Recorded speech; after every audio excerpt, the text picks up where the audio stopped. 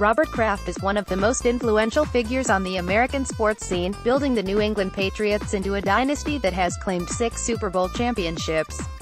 The 77-year-old Massachusetts native has long been at the forefront among NFL owners, whether supporting Commissioner Roger Goodell in various endeavors or clashing with him amid controversy over accusations of his team cheating via deflated footballs. Kraft was in the headlines again on Friday when police in Jupiter, Florida, charged him with 2 misdemeanor counts of soliciting prostitution as part of a wide-ranging probe into a massage parlor targeted in a human trafficking investigation. Here, we look back at Kraft's life, including reviewing how he built a football empire with the help of 2 of the greatest names in the history of the sport. Fast rise in business. Born in Brookline, Massachusetts, in 1941, Kraft graduated from Columbia University and received his MBA from Harvard before going to work for Rand Whitney Group, a paper and packaging company owned by his father-in-law. He took control of the company in 1968, and 4 years later founded International Forest Products, which his team bio describes as a trader of paper commodities that now does business annually in more than 90 countries. Kraft got into sports team ownership in 1974, taking over the Boston Lobsters of World Team Tennis, but waited a decade to begin making a play for the Patriots.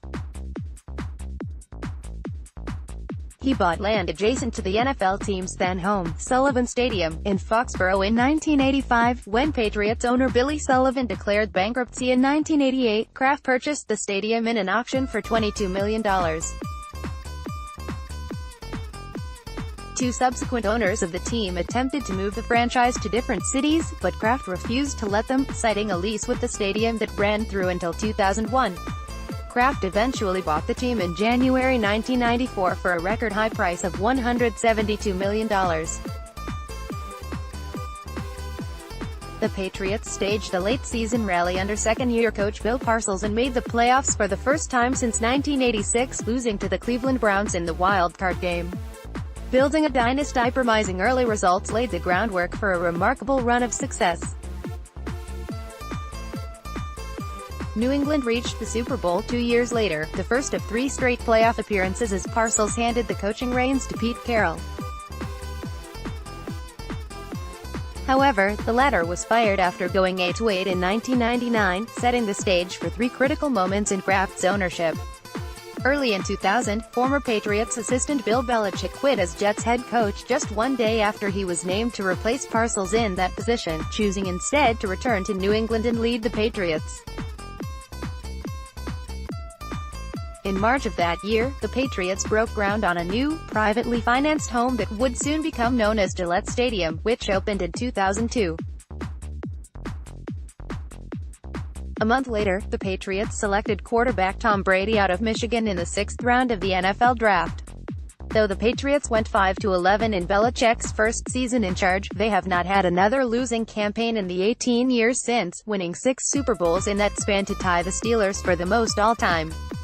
Brady has been their leader on the field throughout that run, establishing himself as arguably the greatest quarterback in NFL history while earning 14 Pro Bowl selections and winning the NFL MVP on 3 occasions. Deflategate and beyond. Kraft was long considered a powerful and valuable ally to Goodell, but the pair's relationship became strained over the NFL's Deflategate investigation of potential tampering with footballs during a playoff game against the Indianapolis Colts during the 2014 postseason.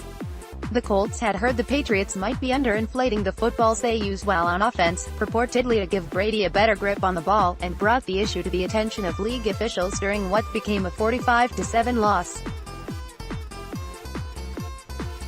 A lengthy investigation followed, and the NFL ultimately released a 243-page report in May 2015, implicating 2 Patriots employees and concluding Brady had been generally aware that the balls were not up to standard. Days later, the NFL suspended Brady for the first 4 games of the 2015 season, drawing a furious response from the Patriots franchise. Kraft said at a news conference later that year that he was wrong to put my faith in the league regarding Brady's discipline, noting that the team hadn't contested a $1 million fine and loss of draft picks also handed down as part of the punishment. The decision handed down by the league yesterday is unfathomable for me, Kraft said. It is routine for discipline in the NFL to be reduced upon appeal. 6 months after the AFC Championship game, the league still has no hard evidence against Brady. The league's handling of this entire process has been frustrating and disconcerting. The NFL Players Association sued on Brady's behalf, with Kraft in the unusual position of siding with the union rather than the league. A judge initially vacated the suspension, allowing Brady to play in 2015, but a different court reinstated it in April 2016. After sitting out 4 games, Brady returned to lead the Patriots to another Super Bowl title, forcing Goodell to hand Kraft the Lombardi Trophy after New England's dramatic comeback victory over the Atlanta Falcons.